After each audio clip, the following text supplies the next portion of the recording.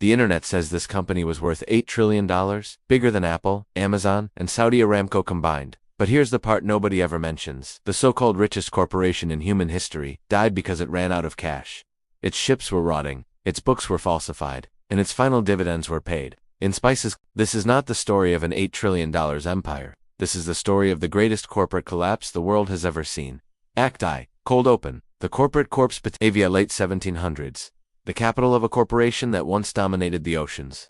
Now, a graveyard. In the humid air above the harbor, ships sway gently, not in triumph, but decay. Their hulls eaten by rot, their sails blackened and motionless, warehouses once filled with nutmeg, cloves, tea, silk, now stand almost empty. Inside one building, a clerk flips through the VOC's ledgers, the financial heart of the richest company ever built. He pauses, frowns. Pages don't add up. Cargo listed as arrived never existed. Expenses marked approved were never spent. Thousands of guilders evaporated into thin air. Sailors complain they haven't been paid. Officers blame each other. Directors in the Netherlands demand answers, but the answers are months away by sea, and most of them are lies. The VOC, the mighty Verenigde Oostindische Company, the company that once commanded an empire, is bankrupt. And yet this is the part that shocks us today. People online insist this company was worth $8 trillion. How does a corporation worth more than every modern tech giant combined end up unable to pay its own employees? Let's rewind. Because to understand the death, we must see the birth. Act 2, the $8 trillion myth first. We must kill the legend. You've seen the number. $7 trillion. $8 trillion. The VOC, the richest company ever. It's everywhere. TikTok, Instagram Reels, short YouTube explainers, and it's wrong. Not a little wrong, not debatable. Objectively, mathematically, historically wrong. Here's why. People take the VOC's 17th century market cap, multiply it by centuries of inflation, then scream, wow, $8 trillion. That's not how economic calculation works. If you used that same logic, the Roman Empire would be worth $400 trillion, and Genghis Khan would be the richest billionaire in history. The truth? The VOC's actual peak valuation was around 78 million guilders, huge for its time. A monster, a titan, but certainly not $8 trillion. Yet here's the twist. Even though the number is wrong, the spirit of the legend is true. Because the VOC wasn't a normal company, it wasn't even a megacorporation. It was something the modern world still fears. A private empire, a business with the money of Wall Street and the military power of a nation, a company with no equal and no limits. This is where the story truly begins. Act 3. The rise of a monster. The year is 1600. Europe is addicted not to oil, not to data, but to spices. Nutmeg, cloves, cinnamon, pepper.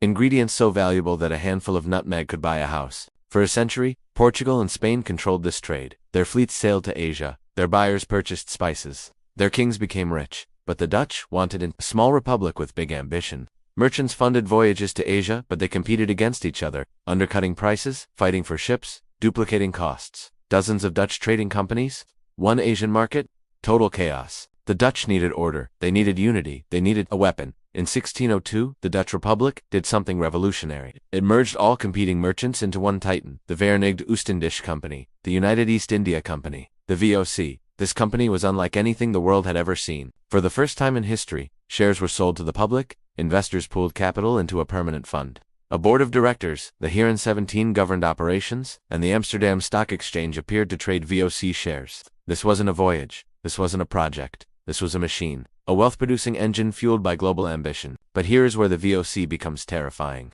The Dutch Republic didn't just give the VOC a monopoly. They gave it the powers of a sovereign state. The VOC could wage war, build forts, raise armies, enforce laws, sign treaties, mint its own money, occupy territory, execute those who resisted a corporation, with the authority of a nation. Not even Apple or Amazon could dream of this kind of power. In modern terms, imagine if Microsoft had its own navy, or if Tesla could conquer countries, or if Alphabet could mint currency. This wasn't capitalism, this was corporate imperialism. The VOC launched its early fleets, 6 ships, then 8, then dozens. They returned with cargo worth many times the cost of the voyage. Investors who bought shares became rich, spectacularly rich. The Amsterdam Stock Exchange boomed. Dutch merchants became global elites, and the VOC scaled up rapidly. Soon, hundreds of ships, tens of thousands of soldiers, dozens of forts colonies, stretching across Indonesia, Sri Lanka, India, Japan, South Africa. The money flowed. The dividends averaged around 18% annually for nearly 2 centuries. Nobody on earth had seen such wealth, such power, such reach. But behind the glory, a darkness was growing. Because an empire built on spice and silver was also built on blood. Act 4. Peak power, blood, silver, and spice. Most people think the VOC became rich by shipping spices from Asia to Europe, and yes, those profits were enormous. But that wasn't the real engine of VOC wealth. The true money printer was inter-Asian trade. While European ships slowly crawled from Amsterdam to Java and back, the VOC built a second empire inside Asia itself, moving cargo between India, China, Indonesia, Japan and Persia. Fast turnover, low transport time, high margins. The VOC would buy textiles in India, trade them in Indonesia for spices, sell those spices in Japan, load silver in Japan, ship that silver to China, buy porcelain and silk, and then finally load everything for Europe. One cycle, 5 markets, profit at every step. This was the kind of global supply chain you expect from Amazon, not from a company founded in 1602. To dominate the world's spice trade, the VOC had to eliminate anyone who stood in its way. Portuguese traders, local sultans, indigenous kingdoms, merchant guilds that had ruled the region for centuries. The VOC wasn't interested in competition, it wanted monopoly. So the company built forts across the Indonesian archipelago. Ambon, Ternate, Tidore, Makassar, Banda. They seized ports, they blockaded islands, they destroyed rival fleets, they cut off all other trade access, and they did it ruthlessly. By the mid-1600s, the VOC controlled most of the Moluccas, the global heart of the spice trade. Nutmeg, cloves, mace, cinnamon, goods worth their weight in gold. But the VOC's greed didn't just reshape global trade, it destroyed entire civilizations. The most infamous example, the Banda Islands, 1621, the only place on Earth where nutmeg naturally grew. Governor-General Jan Pieterszoon co-enrolled VOC troops to force the Bandanese into an exclusive monopoly. The Bandanese refused, they wanted fair trade, not domination. Cohen responded with brutality.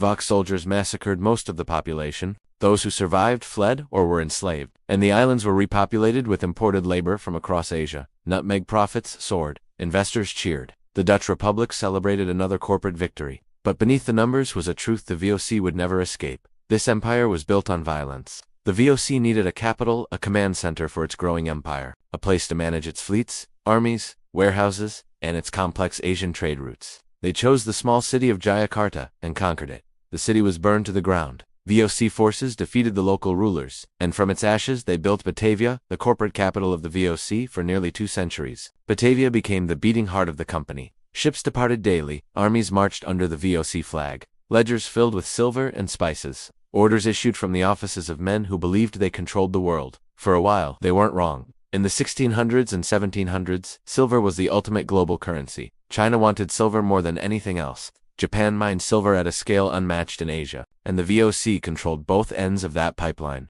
They moved silver from Japan to China, textiles from India to Indonesia, spices from Indonesia to Europe. Every link in the chain made them richer. Investors in the Netherlands collected enormous dividends, sometimes 20%, 30%, even 40% in a single year. And for nearly 200 years, this monster of a corporation stayed profitable. No company in modern history has come close to that. But inside Batavia's offices, inside the forts, warehouses, and ships, the first cracks were beginning to form. Cracks that would widen into chasm, finally bring down the greatest corporation that ever lived. From the outside, the VOC looked invincible, unquestionable, untouchable. But this was the illusion of empire, a glittering surface, covering a rotting foundation. Because behind the profits lay corruption, behind the organization lay chaos, behind the monopoly lay stagnation. The VOC had conquered half the world, but it could not conquer its own greed. Act V, the internal rot. Corruption inside the VOC wasn't an accident, it was a way of life. VOC officials in Asia weren't just administrators, they were businessmen, and they weren't paid enough to resist temptation. So they created their own deals, their own monopolies, their own secret networks. They filled VOC ships with personal cargo, they used company soldiers to enforce private profits, they diverted funds, manipulated ledgers, and reported numbers that bore no resemblance to reality. The VOC was the world's first megacorporation, and the world's first massive corporate fraud. Local governors wrote glowing letters to Amsterdam, profits rising, trade stable, markets expanding, all lies. But the directors in the Netherlands were months, sometimes years, away from the truth. By the time reports arrived, the damage was done.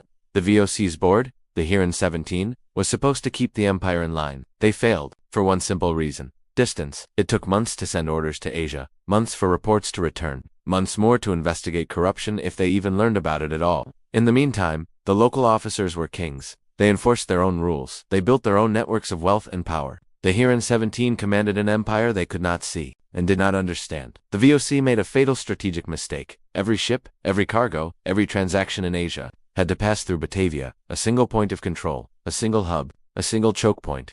What began as smart centralization became catastrophic inefficiency. Goods spoiled, costs exploded. Ships waited months for instructions. Delays drained profits. Meanwhile, the British East India Company developed a faster, more flexible system, direct routes to China for tea, direct routes to India for textiles. While the VOC was stuck in its own bureaucracy, its rival evolved. By the mid-1700s, warnings appeared. Ship crews shrank. Forts crumbled. Loan payments increased. Profits slipped. The VOC covered it up with accounting magic. Losses were reclassified as delays. Expenses became advances. Missing cargo was blamed on storms that never happened. The VOC, the proud corporate titan, had become a zombie company, kept alive by debt, lies, and the fading memory of past glory. By the time Amsterdam realized what was happening, the VOC was already dying. The empire was still vast, the ships still impressive, the forts still strong, but beneath the surface, the company was hollow, a wooden ship eaten from the inside by termites. And soon, the storm would strike that ship with full force. By the late 1700s, the world was shifting. Spices were no longer the goldmine they once were.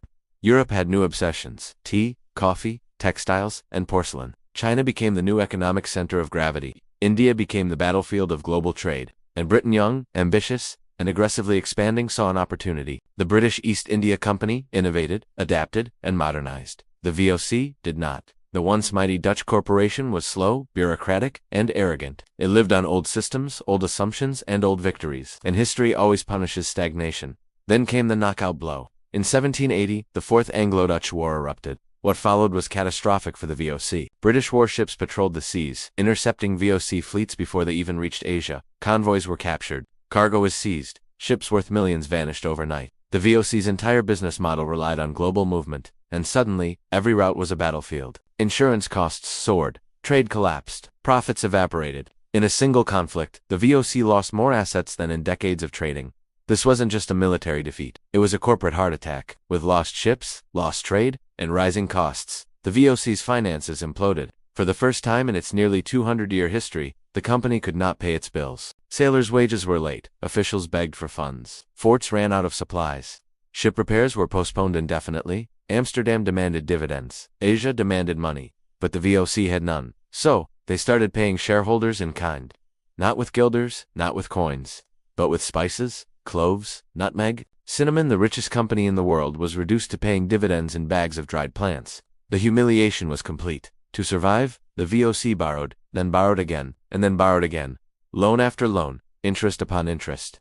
By the 1790s, the company had accumulated more than 130 million guilders in detan, unthinkable sum for the time. Worse, there was no profit to pay any of it back. The VOC had become a zombie corporation, kept alive only because its collapse would destroy the entire Dutch economy. The government stepped in, not to save the VOC, but to contain the explosion. By 1796, the Dutch government could no longer pretend. They took control of the VOC's operations. The company was nationalized, its debts absorbed, its assets seized, its shares rendered worthless. And on December 31st, 1799, the VOCID, the greatest corporation in human history, was formally dissolved.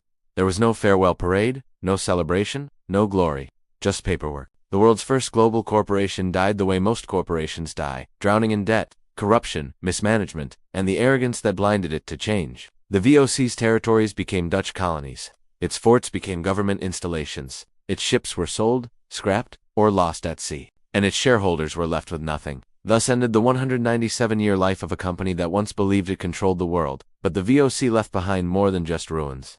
It gave the world the first modern stock exchange, the first publicly traded multinational, the first corporate board structure, the first global supply chains, the first corporate military, the first accounting scandals, and the first too-big-to-fail crisis. The VOC wasn't an anomaly. It was the prototype. Every major corporation, today from Amazon to Exxon, from JP Morgan to Apple inherits part of the VOC's DNA: global reach, shareholder pressure, corporate governance, monopoly ambitions, political influence, and the temptation to use power without restraint. The VOC wasn't the past. It was the blueprint for the future. The VOC didn't collapse because it was weak. It collapsed because it was convinced it could never fall. It expanded endlessly. It borrowed recklessly. It hid its failures. It doubled down on old strategies while the world changed around it. In the end, its greatest enemy wasn't Britain or war or competition. Its greatest enemy was itself.